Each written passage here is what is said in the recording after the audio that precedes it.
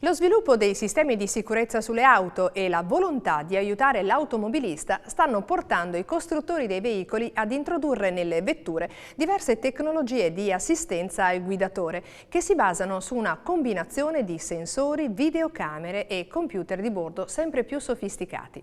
Giovedì 20 ottobre al Centro Congressi di Confartigianato Imprese Vicenza si è tenuto l'evento CITEMOS dal titolo Advanced Driver Assistance Systems, con la presenza dei ragazzi dell'ITS Meccatronico Veneto in occasione dell'inizio del nuovo anno accademico. Inauguriamo oggi l'anno accademico 22-23 dell'ITS Academy Meccatronico Veneto, con grande soddisfazione di avere 14 primi anni e 12 secondi anni, quindi per un totale in Veneto di 620 studenti. Sono studenti che sono preparati in modo preciso per delle professioni tecniche che sono richiestissime dal mondo delle imprese e dell'artigianato. Quindi siamo veramente fieri di poter fare questa inaugurazione presso Confartigianato Vicenza, che è socio della fondazione e che ci dà supporto con le sue imprese nella preparazione di tecnici che sono veramente dotati di competenze immediatamente spendibili nel mondo del lavoro.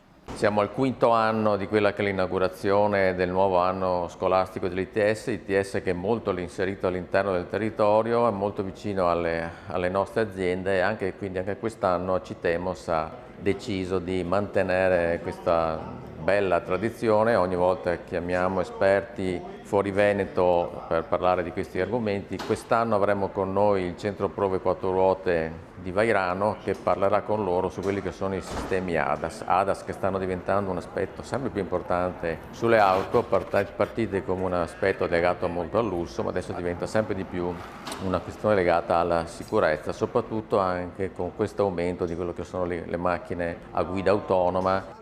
Mi occupo principalmente di test sui sistemi ADAS. Di cosa parliamo? Parliamo di assistenza al conducente e siamo qui oggi per spiegare ai ragazzi come quello che stanno studiando adesso viene applicato nel mondo dell'automotive, appunto nell'ambito della guida assistita. È un ambito molto complesso, pieno di sviluppi sia attuali che futuri su tutta la filiera dell'automotive, quindi parliamo dalla progettazione allo sviluppo, al testing stesso e eventualmente anche al post vendita. Per altri contenuti video cliccate i riquadri qui a fianco e per non perdervi i nuovi contributi iscrivetevi al canale.